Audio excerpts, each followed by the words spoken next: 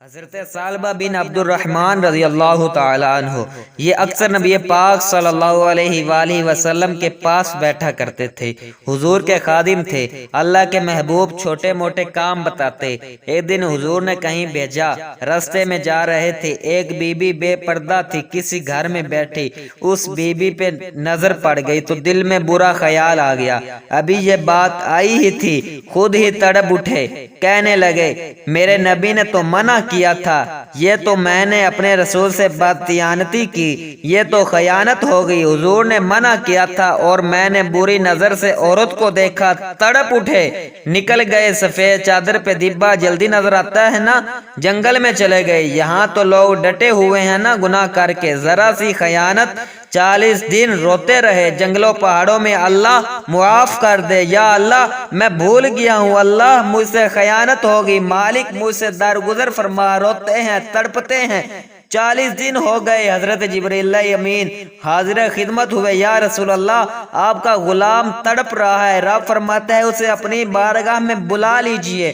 ایک روایت میں ہے مولا علی کو اور ایک روایت میں ہے سلیمان فارسی اور حضرت عمر کو نبی پاک نے بھیجا، فرمایا اسے بلا کے لاؤ۔ کہتے ہیں ہم جنگلوں میں گئے تو وہ جنگلوں میں تڑپ رہا تھا۔ ایک چرواہے سے پوچھا یہاں تم نے ثعلبہ کو تو نہیں دیکھا؟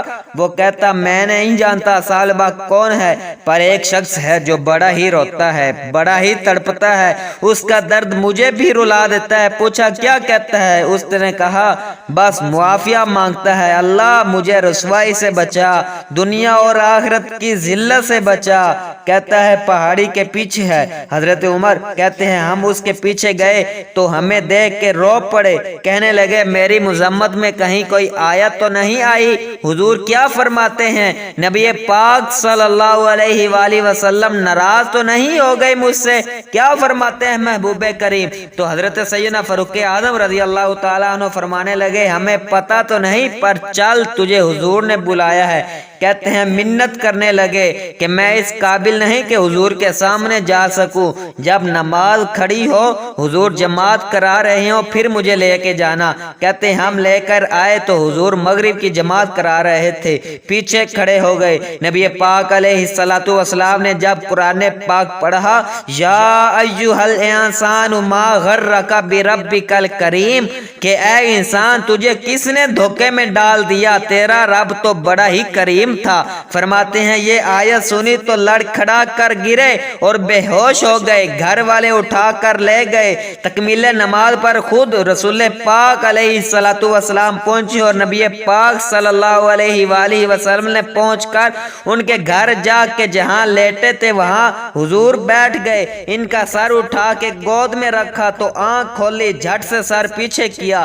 حضور میں اس قابل نہیں کہ آپ میرا سر اپنی گود میں رکھے، میں بڑا گناہ گار ہوں حضور، میں نے خیانت کی ہے، میں نے حضور آپ کے پیغام سے اتنی بڑی خیانت کی۔ محبوب نے پھر سر اٹھایا، ماتھا چوما، بالوں میں انگلی پھیری، فرمایا تجھے مبارک ہو، رب نے تیری توبہ قبول فرما لی ہے۔ کہا یا رسول اللہ اللہ نے قبول کر لیا؟ فرمایا ہاں۔ پھر حضور کے چہرے کو دیکھا اور آنسوؤں سے آنکھیں بھر کے کہتے ہیں محبوبہ بتائیں آپ مجھ سے راضی ہیں یا ناراض ہیں؟ حضور کی آنکھیں بھی بھر آئی، فرمایا میں تجھ سے راضی ہوں، بس یہ لفظ ہی کہنے تھے۔ انہوں نے کلمہ پڑھا اور ان کی روح ہی پرواز کر گئی۔ میرے محبوب علیہ الصلوۃ والسلام جنازے کے ساتھ خود چلے۔ حضرت جابر ابن عبداللہ رضی اللہ تعالیٰ عنہ فرماتے ہیں حضور جنازے کے ساتھ چلتے، ایک قدم یہاں رکھتے اور ایک قدم ذرا ہٹا کے رکھتے، پھر ہٹا کے رکھتے۔ یا رسول اللہ یہ کیا ہے؟ فرمایا اس نے بڑی اعلیٰ توبہ کی ہے، 70,000 فرشتے اس کا جنازہ پڑھنے آئے ہوئے ہیں، جنازے میں فرشتے آئے ہیں۔ بھائی ذرا سی خیانت ہوتی تو وہ تڑپ جاتے، تو بھی تو حساب کرنا، میں بھی تو حساب کروں نا۔ کتنی خیانتیں صبح سے شام تک، شام سے صبح تک، کتنی خیانتیں، ہماری خیانتیں ہمارے اپنوں کے ساتھ، ہماری خیانتیں قریبیوں کے ساتھ، ہماری خیانتیں عزیزوں کے ساتھ، اور پھر ہماری خیانتیں ہمارے منصب کے ساتھ، پھر ہماری خیانتیں ہمارے عہدوں کے ساتھ، اور پھر سب سے بڑھ کر خدا کے ساتھ، دین کے ساتھ، معاذ اللہ ہماری خیانتیں رسول اللہ کے پیغام کے ساتھ۔ ایماندار بنے، دیانتدار بنے۔